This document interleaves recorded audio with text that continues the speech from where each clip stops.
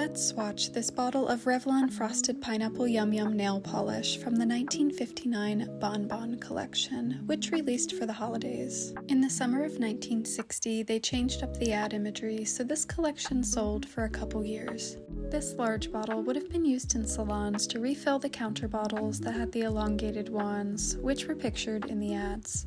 Before we can swatch this, we'll need to give it a good stir to reincorporate the guanine crystal shimmer that has settled on the bottom. Our special guests today include Yubi and Misha. Yubi doesn't usually hang out in the window, but I guess a cuddle session was in order. If you couldn't tell, these two are litter mates. But let's get to stirring the polish. They would have used a long wooden stirring stick, but I'm using a stainless steel lab spatula.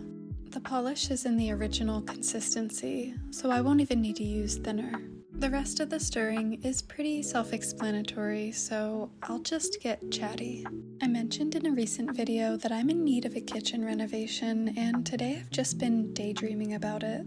I know vintage kitchens are on trend right now, but I'm really feeling a craftsman-style kitchen that could blend well with our 1908 house, and I'm thinking of maybe getting some old salvage cabinets, because I don't like most cabinets I see unless they're custom, and I don't see myself having custom cabinets kind of money. But our current kitchen was renovated last in the 70s, and we haven't touched it except for taking out the torn-up floor and putting down some temporary peel and stick. Originally, it would have had a butler's pantry between the kitchen and dining room, but they tore it out and removed a wall, so it just feels really disjointed. I'd love to bring back the pantry because without the wall, the storage options are minimal. We also have the option of knocking a wall down between the kitchen and an enclosed back porch, which would give us a lot more space to work with. But the rest of the house looks so polished, and then the kitchen is an absolute disaster. I haven't talked to any contractors yet though, because I know it will probably cost at least what we paid for the house. I've just been squirreling away as much money as possible since I don't want to take on debt to do this. The polish is now mixed, so I'll decant some into a cap and then use a clean brush to apply it. I just grabbed the brush from an old OPI base coat. The bristles aren't stained, they're just light pink.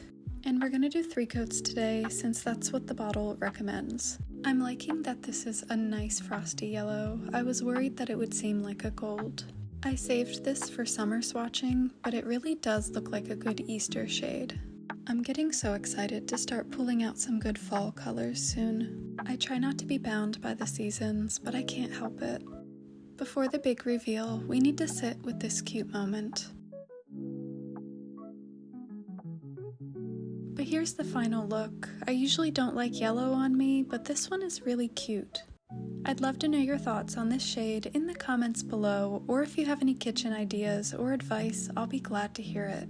If you've renovated a kitchen, what is one thing you don't regret splurging on? Or is there something you do regret? Give me the tea. But as always, thanks so much for watching.